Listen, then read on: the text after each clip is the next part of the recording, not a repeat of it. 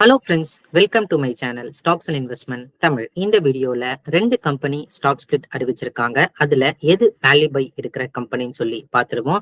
Tata consumer products rights இஷ்யூவை ஆன்லைன்ல எப்படி அப்ளை பண்றதுன்னு சொல்லி பார்த்துருவோம். நீங்க இந்த சேனலோட முதல் வியூவரா இருந்தீங்கன்னா மறக்காம இந்த சேனலை சப்ஸ்கிரைப் பண்ணி உங்க ஆதரவை தெரிவிங்க. ஆல்ரெடி சப்ஸ்கிரைபரா இருந்தீங்கன்னா உங்க ஆதரவுக்கு மிக்க நன்றி. டிஸ்க்ளைமர் என்னன்னா, நாங்க சிபில் ரிஜிஸ்டர் ஃபினான்ஷியல் அட்வைசர் கிடையாது. இன்வெஸ்ட்மெண்ட் டிசிஷன் எடுக்கிறதுக்கு முன்னாடி ஒரு சிபில் ரிஜிஸ்டர் ஃபினான்ஷியல் அட்வைசரை மறக்காம கன்சல்ட் பண்ணணும். டாடா கன்சியூமர் ப்ராடக்ட்ஸ் கம்பெனி பார்த்தீங்கன்னா ரைட்ஸ் இஷ்யூ அனௌன்ஸ் பண்ணியிருக்காங்க. ரைட்ஸ் இஷ்யூ ஓப்பன் ஆகிறது August 5, 2024. ஆல்ரெடி 1 டே மேல ஆயிடுச்சு. August 9, 2024 வந்து க்ளோஸ் ஆகுது. இதுக்கு எலிஜிபிலிட்டி கிரைட்டீரியா என்னன்னா, 26 ஷேர் நீங்க ஜூலை 27, 2024 வாங்கினீங்கன்னா ஒரு ரைட்ஸ் இஷ்யூ ஷேர் வந்து நீங்க எலிஜிபிள் ஆவீங்க. ஸோ ஆல்ரெடி வந்து பாத்தீங்கன்னா IFN-REன்னு சொல்லி உங்களோட டேஷ்போர்ட்ல இல்ல உங்களோட ஹோல்டிங்ஸ்ல வந்து தெரிய ஆரம்பிச்சிருக்கோம். ஸோ அந்த டோக்கன்ஸ் மூலியமா நீங்க நம்பர் ஆஃப் ஷேர்ஸ் வந்து அப்ளை பண்ணலாம். அதை நீங்க வித்து கூட மத்தவங்களுக்கு நீங்க உதவியும் செய்யலாம். டோட்டல் இஷ்யூ சைஸ் வந்து 2997 கோடியா இருக்கு. இஷ்யூ பிரைஸ் 818 ரூபாய் ஒரு ஷேர் இருக்கு. கரண்ட் மார்க்கெட் பிரைஸை விட இது குறைவு. ஸோ இந்த அமௌண்ட்டை அவங்க இன்வெஸ்ட் பண்ணி சில கம்பெனிஸ் அக்யூசியேஷனுக்கு தேவையான அமௌண்ட்டை ரெடி பண்றாங்க. ஸோ ஓவராலா இந்த ரைட்ஸ் உங்களுக்கு அப்ளை ஆகி கிடைச்சுன்னா எப்போ கிரெடிட் ஆகும்னா August 28, 2024. எப்போ லிஸ்ட் ஆகும்னு சொல்லி பாத்தீங்கன்னா August 30, 2024 இருக்கு. ஸோ இப்ப HDFC பேங்க் மூலமா இந்த TCPL ரைட்ஸ் இஷ்யூவை எப்படி அப்ளை பண்றதுன்னு சொல்லி பாத்துருவோம். நீங்க அதுக்கு முதல்ல HDFC நெட் பேங்கிங்ல லாகின் பண்ணிக்கணும். அதுல ஃப்ரண்ட் பேஜ்ல இன்வெஸ்ட்னு சொல்லி ஆப்ஷனை கிளிக் பண்ணதுக்கு அப்புறம் ஒரு சில டிராப் டவுன் மெனுஸ் வந்து தெரியும். அதுல நீங்க IPO அப்ளிகேஷன் த்ரூ ASPA அந்த ஆப்ஷனை கிளிக் பண்ணிக்கணும்.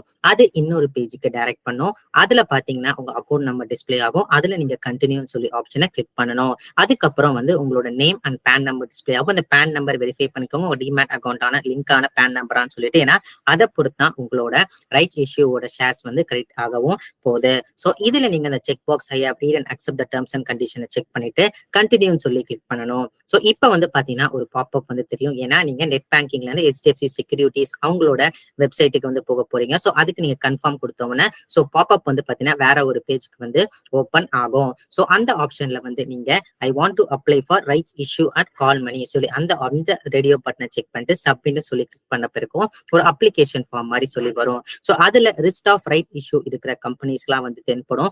அதுல நாம Tata consumer products limited share holder and renounce can apply அந்த ஆப்ஷன்ல வந்து ஆக்ஷன்ல அப்ளைன்னு சொல்லி பட்டனை கிளிக் பண்ணதுக்கு அப்புறம் ஒரு கன்ஃபர்மேஷன் பாப்அப் வரும். அந்த கன்ஃபர்மேஷன் பாப்அப்ல ஓகேன்னு கொடுத்த பிறகு நமக்கு ஒரு அப்ளிகேஷன் ஃபார்ம் வந்து தென்படும். அந்த அப்ளிகேஷன் ஃபார்ம்ல உங்களோட அப்ளிகேட் நேம் சரியா இருக்கா பாத்துக்கோங்க, பேன் நம்பர் சரியா இருக்கா பாத்துக்கோங்க, category, bank account number, investor type சரியா இருக்கான்னு சொல்லி பாத்துக்கோங்க. ஸோ அதுக்கப்புறம் வந்து பாத்தீங்கன்னா இந்த கீழே பிட் நம்பர், பிட் குவான்டிட்டியில நீங்க எத்தனை RE ஷேர்ஸ் உங்களுக்கு தென்படுதோ அத்தனை RE ஷேர்ஸ்க்கு நீங்க அப்ளை பண்ணலாம். எக்ஸ்ட்ராவும் அப்ளை பண்ணலாம். ஸோ இந்த எக்ஸ்ட்ரா அமௌண்ட் ஆகிற ஷேர்ஸ் வந்து பாத்தீங்கன்னா ஒரு சில பேர் வித்திருப்பாங்க, ஒரு சில பேர் அப்ளை ஆக போயிருப்பாங்க. அந்த ஷேர்ஸ் பேசிஸ்ல வந்து உங்களுக்கு அலாட் ஆகிறதுக்கு வாய்ப்புகள் வந்து இருக்கு. ஸோ இந்த ஷேர்ஸ் அப்ளை ஃபார் இப்போ 1 வந்து பை டிஃபால்ட் தெரியும். அதுல நீங்க நம்பர் ஆஃப் ஷேர்ஸ் வந்து நீங்க வந்து செலக்ட் பண்ணிக்கலாம். ஸோ பிரைஸ் பர் ஷேர் நான் கட் ஆஃப் பிரைஸ்ன்னு சொல்லி செலக்ட் பண்ணிருக்கேன். 818 ரூபாய் இருக்கு.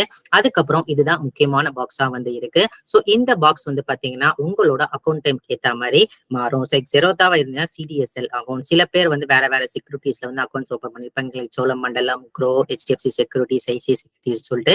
ஸோ அதுல நீங்க ப்ரொஃபைல் பேஜ்ல போயிட்டு அக்கௌண்ட் கீழே உங்களோட DPID என்ன, பெனிஃபிஷரி அக்கௌண்ட் ஐடி என்னன்னு சொல்லி பார்த்துட்டு அதுக்கப்புறம் உங்களோட டெபாசிட் நேம் என்னன்னு பார்த்துட்டு அதுக்கேற்ற மாதிரி இந்த டெபாசிட்ல CDSL NSDL கிளிக் பண்ணணும். ஸோ இதுல வந்து எக்ஸாம்பிளுக்கு DP நேம் ஜெரோ தான் எடுத்திருக்கேன். இது HDFC பேங்க் தான் HDFC இருக்கும், ICICI பேங்க் தான் ICICI நீங்க கொடுத்துக்கலாம். அதுக்கப்புறம் வந்து பாத்தீங்கன்னா CDSL DPID தேவையில்ல, பெனிஃபிஷரி அக்கௌண்ட் நம்பர் தேவை. இந்த பெனிஃபிஷரி அக்கௌண்ட் நம்பர் வந்து பாத்தீங்கன்னா ஒரு demat account number 16 digit demat account number, அதை நீங்க என்டர் பண்ணா மட்டுமே போதும். ஸோ இது எல்லாமே நீங்க என்டர் பண்ணிட்டு கீழே ப்ரொசீட்னு சொல்லி ஒரு பட்டனை கிளிக் பண்ணதுக்கு அப்புறம் உங்களோட அப்ளிகேஷன் வந்துட்டு ஒரு கன்ஃபர்மேஷன் பாப்அப் வந்து கேட்கும். ஸோ அதுல நீங்க கன்ஃபார்ம் கொடுத்த பிறகும் உங்களோட அப்ளிகேஷன் வந்து சப்மிட் ஆகிடும். ஸோ உங்களோட அப்ளிகேஷன் நம்பர், உங்க டிரான்சாக்ஷன் நம்பர் வந்து அடுத்த பாப்அப்ல வந்து தென்படும். ஸோ நீங்க உங்களோட அப்ளிகேஷன் சக்சஸ்ஃபுல்லா பிளேஸ் ஆயிடுச்சுன்னு எப்படி செக் பண்ணிக்கலாம்னா, அதே பேஜ்ல வந்து ரைட் ஆர்டர் புக்னு சொல்லி ஒரு மெனு இருக்கும்.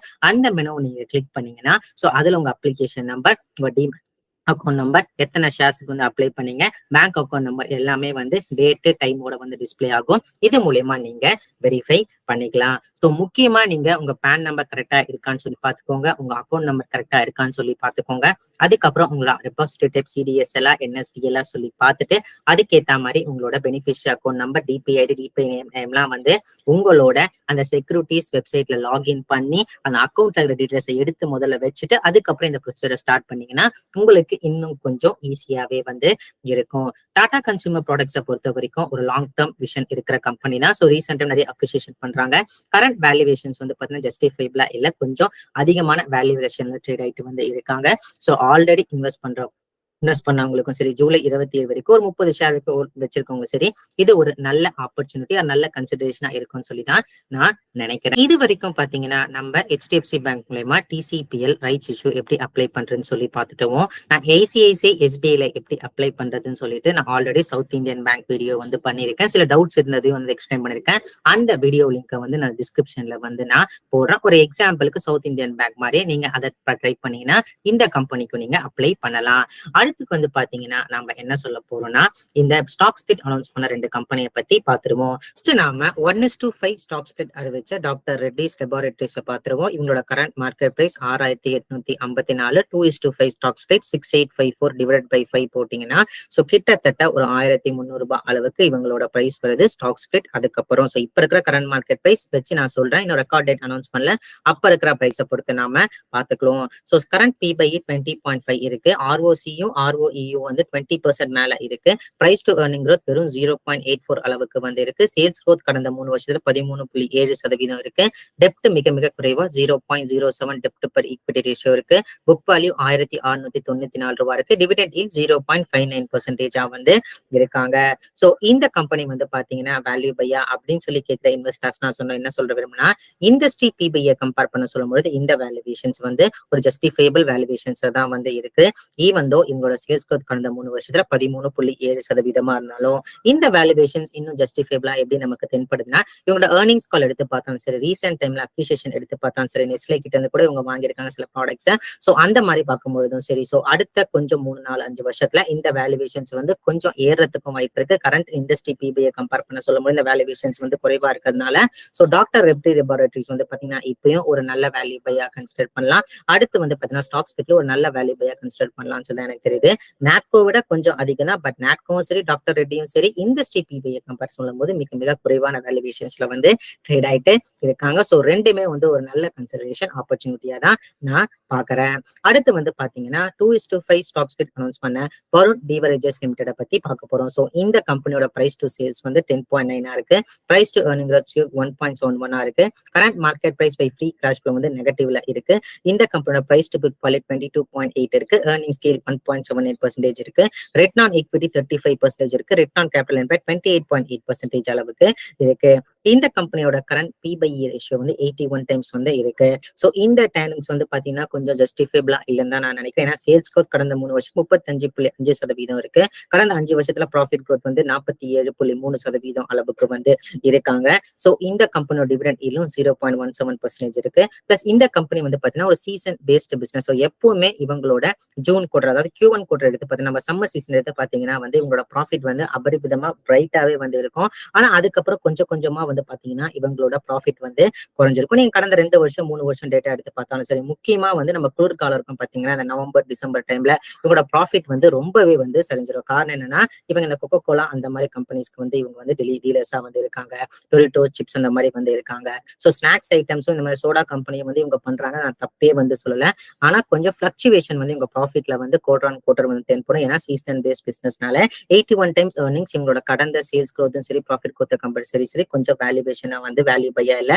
வேல்யூ இன்வெஸ்டரா இருந்தீங்கன்னா இந்த வேல்யூவேஷன்ஸ் உங்களுக்கு ஜஸ்டிஃபைபிளா வந்து இருக்காது. 1511 டிவைட் பை 5 போட்டா கூட 300 ரூபாய் கிட்ட வரும். அப்போ இந்த வேல்யூவேஷன்ஸ் தான் வந்து இருக்க போகுது. அந்த டைம்லயும் 300 ரூபாய் கம்மியானாலுமே வேல்யூவேஷன் 81 டைம்ஸ் இருக்கும்போது வேல்யூ பையா நான் பார்க்கல.